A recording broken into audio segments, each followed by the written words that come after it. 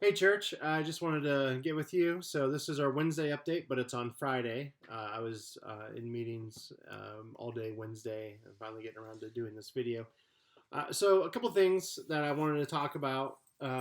First off, don't forget this coming Sunday, the 22nd, we are going to be decorating the church for Christmas.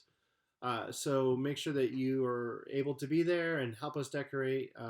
Many hands make light work or make work light or whatever. You know what I'm saying. If you can be there to help out and help us decorate, that'd be really helpful. So we can get the whole thing situated. So this Christmas season, we're talking about hope. Jesus is the hope of the world. He is our hope, our eternal hope, our hope in these moments, the hope that redeems our past, the hope that gives us the strength to endure, and the hope that we have these promises that are true, that are moving us into eternity with Him. So our theme for Christmas is hope, and I'm really looking forward to getting into it. So for us to move into hope, we have to close out Acts, and so we're going to do that this Sunday.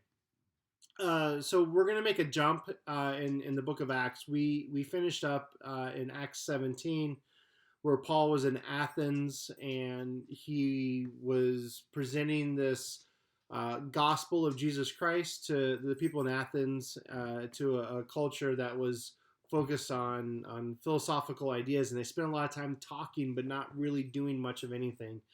And that actually closes out Paul's second missionary journey, and then he leaves from Athens and starts a third one. He visits Asia Minor. He goes to Ephesus and Corinth and Thessalonica, a couple places that we are really familiar with because he wrote epistles, Ephesians and First and Second Corinthians and First and Second Thessalonians and Galatians. He wrote these back to the churches.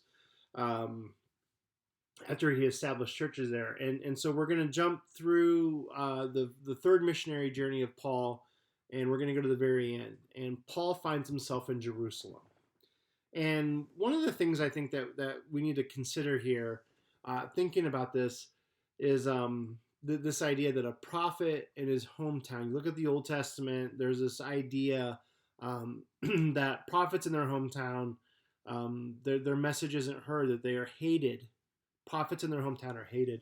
Um, and there's a saying that gets kind of thrown around sometimes, that sometimes you can't go home. And what that means, at least when I think about it, is the people where you grew up, they know who you were, and they have a hard time seeing who you are now because of who you were. Do you ever experience that? Like maybe we think of people in those ways, that I remember you 20 years ago and you were just this horrible person. You were a brat, all these things. Or man, 20 years ago, you were this bright, outstanding person, and we had high hopes for you, and you faltered and fizzed out. It's hard to go home because people remember who you were, good or bad, and they judge who you are today not based on your merit or who you are now, but based on who you were. And Paul runs into that. He goes back to Jerusalem.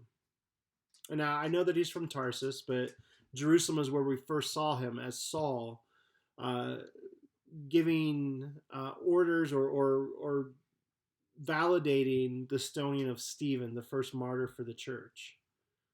So Paul goes back, and his reputation precedes him. And the people know who he is, what he's about, and they're having nothing to do with it. And so we as a people struggle with this idea of redemption. We want people to change. We want people to be redeemed. We want them to become better than who they were. The great thing with God is that when we talk about redemption, he takes our past, he redeems it, and he gets rid of it. The shame, the guilt, all that gets taken care of. But when we as people, we struggle with that. We struggle with letting go of people's past, the hurt that they may have caused us, the hurt that they've caused other people. They may be a completely different person than who they were, but we're still defining them based on their past. And that's what Paul's going to find out, that there are people that knew who he was. And in fact, in the text we're looking at, it's going to be Acts 21, verse 37 through 22, Acts 22:21. The Jews in Asia Minor end up in Jerusalem, and they get people excited. They get them all riled up that this guy is teaching them that our way of life, the things that we believe are wrong, and that they shouldn't believe that way anymore. And so their past and how they view things is keeping a message of redemption and hope from following through. So Paul gives his testimony, and there's a couple things I really want to bring out here in that. So in Acts 9 is where we see God, specifically Jesus, his encounter with Saul on the road to Damascus, right? And there's a little discrepancy between Acts 9 and Acts 22. And I want to address that really quickly. So in Acts 9, you have this thing that the people heard the voice, but they didn't understand. Or they saw the light, they didn't hear the voice, right? And then in Acts 22, you have a thing where Paul says that his companions heard, but they didn't understand. And so this is, like, to me, it's a minor thing, but people get hung up on this. In Acts 9, they saw a light, but they didn't hear. Acts 22, they heard, but they didn't understand. And so people look at that like, well, hey, there's a discrepancy here. There's clearly the Bible contradicts itself, because how can you say that in here that people saw the light but they didn't hear a voice, and then here later on, well, they heard the voice but they didn't understand? You ever have a conversation with someone and it's frustrating you, right? And you just look at them like, you're not listening. I mean, are you saying that you are physically incapable of hearing the words that I am saying? Or are you just not understanding what I am saying? Is there a difference? If you tell someone that you're not listening, is there a difference? Like, are you, what's the point? And so we have these situations, and there's a couple times, especially in the story of Jesus' resurrection, where we have same event, different accounts of it. So we have the same event here. Paul is retelling his story. And in chapter 22, he says that they heard the voice, but they didn't understand. And in chapter 9, that they saw the light, but they didn't hear the voice.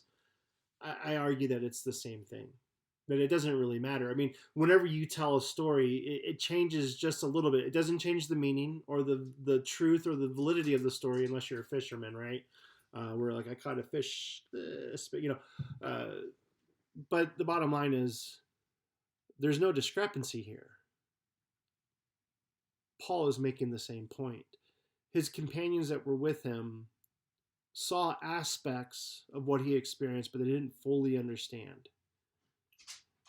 And so Paul is retelling his story, validating the message that he is bringing, that it is from God and that there is truth in it. And so he gives his testimony to the people in Jerusalem. And, people don't really respond very well to it. There isn't a mass conversion like, oh my gosh, this was such a heartfelt story, we're going to completely turn our lives over to Jesus. We don't see that.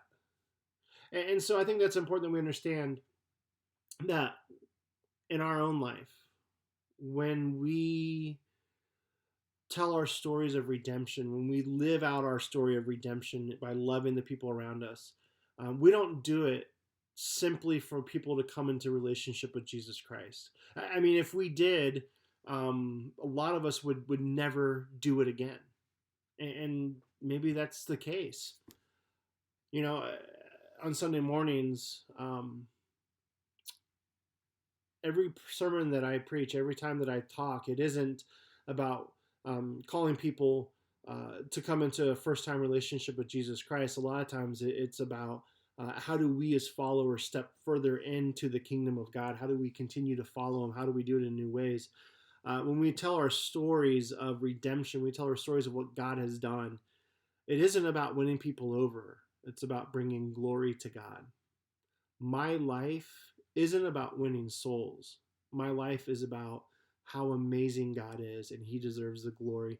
And that's the thing. We can't save people. Paul is incapable of saving anyone, and he knows that. So he faithfully preaches the gospel. He discusses it. He has conversations with people. He tells his story time and time again in an effort for God to work in the lives of the people that are hearing a message, that are hearing about it. And that's what we're supposed to be doing as well. So I don't want you to be discouraged. I don't want you to be afraid to tell your story, because your story has value and meaning, because your story talks about the glory of God and how amazing He is. And we don't want to attach any type of, if I tell my story, then this is what's going to happen, and people are going to be moved, or if I step out in faith and I talk to someone about my faith, they have to respond a certain way, because when we do that, we try to save people on our own merit and our own ability, and we can't do that. And so as we head into Jerusalem with Paul, um, it's going to be hardships. There's going to be some interesting things, and I'm really excited about this Sunday. I have a friend by the name of Harwood. We met him through Celebrate Recovery down in Twin Falls, and he's been to the Celebrate Recovery we have here in Gooding. And Harwood's going to give his testimony, and let me tell you, it's awesome. Not awesome because of who he is. It's awesome because of who God is and what God has done in Harwood's life. So I want to encourage you to come and join us on Sunday morning. Hear a great testimony, a great story of how God is amazing, and I'm looking forward to it. Hey, we're going to show a video at the very end as well. It's a song called Truth Be Told by Matthew West. And I really encourage you to look it up. You can find it on streaming services. You can find it on YouTube. Just go on the internet and look up Truth Be Told by Matthew West. It's going to be very poignant to this testimony about who God is and how we as people need to be willing to step out in faith. So, hey, church, just don't forget this coming Sunday, the 22nd, we're going to be decorating after the service. If you can stick around and help, we'd really appreciate it. I love you. Have a great weekend.